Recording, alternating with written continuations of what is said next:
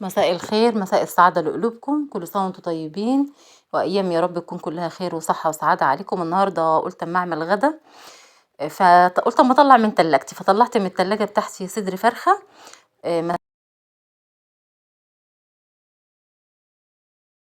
عشان أحطها في الكبة، عشان عايزة أعملها كفتة.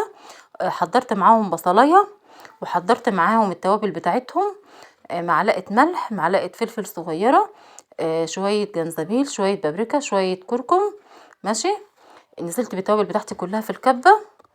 ماشي، وهبتدي افرمها. انا قطعتها حتت صغيره عشان تبقى سهله بس على الكبه، لان الكبه بتاعتي يعني بسيطه وضعيفه.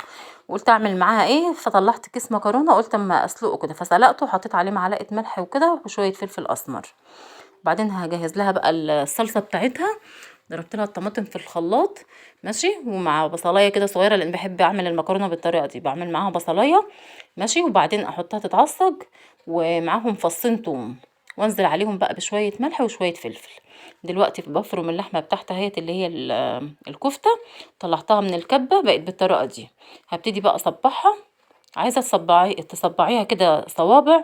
اوكي تمام، مفيش مشكله. عايزه تعمليها ايه كده كور صغيره، ممكن تعملي كده وتعملي كده، عشان خاطر ايه ولادك، او لو عندك اطفال زينا كده او حاجه. فجبت الصينيه بتاعتي، دهنتها معلقه زيت ومكعب زبده، عشان خاطر ما تلزقش منك وتتحرق. وهتهدي النار عليها من فوق، ماشي، على البوتاجاز من فوق، وتسيبيها بقى ايه تتحمر وتستوي معاكي. اول ما تحس ان هي خدت وش من تحت وابتدت تنزل الميه بتاعتها، ماشي، هتكوني انت مهديه النار، ما تعليش النار عليها. تقومي جايه مقلباها بالمعلقه.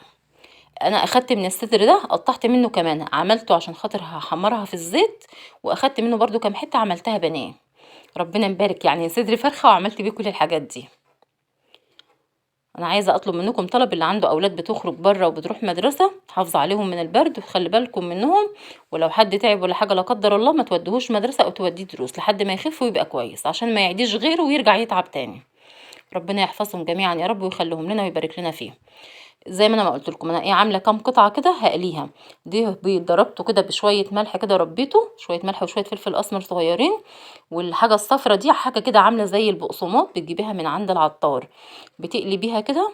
ماشي، عشان يعني اعمل لهم تشكيله، طبعا عشان خاطر العيال الصغيرين انتوا عارفين بيغلبوا في الاكل، فايه قلت يبقى الطبق كده يبقى مشكل قدام منهم. لازم تعملي كل حاجة طبعا. احنا كأمهات، وطبعا كربات بيوت، وانا بالنسبة لي كأم وأب في نفس الوقت، فبقى مسؤولة في كل حاجة. فبقى لازم ان انا اعمل الحاجة دي. شايفين قليت كام قطعة كده، وهحطهم لهم برضو في الطبق مع الكفتة. ودي الحتتين البانيه اللي انا قلت لكم عليهم. والكفتة ديت هعملها برضو، هي مش هتاخد حاجة على النار. ما تنسوش بقى تخشوا القناة بتاعتنا، وتعملوا لنا كده كومنتات جميلة، واللي ما اشتركش يشترك، وتكبروا العيلة الصغيرة بتاعتنا بيكم. ماشي، ده كان عندي لبن وعندي كاستر، فقلت اما اعمل لهم حاجه حلوه جنب منها. عملت طبقين كده كاستر عشان تبقى ايه، حاجه مسكره للولاد يعني. ده الغدا بتاعنا النهارده، المكرونه ما شاء الله، شايفين طالعه جميله ازاي. واشوفكم بقى في فيديو تاني ان شاء الله. شايفين ما شاء الله شكل الاكل. ده الكاستر، الحاجه الحلوه اللي انا عملتها لهم، سهل وبسيط وطريقته بسيطه.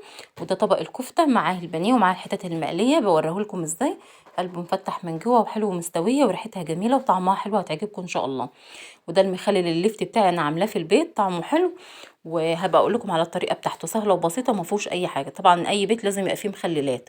والمكرونه بتاعتي طلعت بالشكل ده، بتبقى طعمها جميله. زي ما قلت لكم، بضرب بصلايه كده مع الطماطم في الخلاط، مع فصين الثوم، واقوم جايه ايه عاملاه. وبعدين تنزلي عليهم بعصير الطماطم. عايزاكم بقى تعملوا لنا كومنتات كده كتيره حلوه، وتعملوا لنا تعليق، وتشتركوا في القناه بتاعتنا، واللي ما دخلش يشترك يخش يشترك بقى، ويكبر العيله الصغيره بتاعتنا بيكم. شايفين الكفته قلبها معمول مفتح من جوه ومستويه وحلو. اشوفكم فيديو تاني ان شاء الله.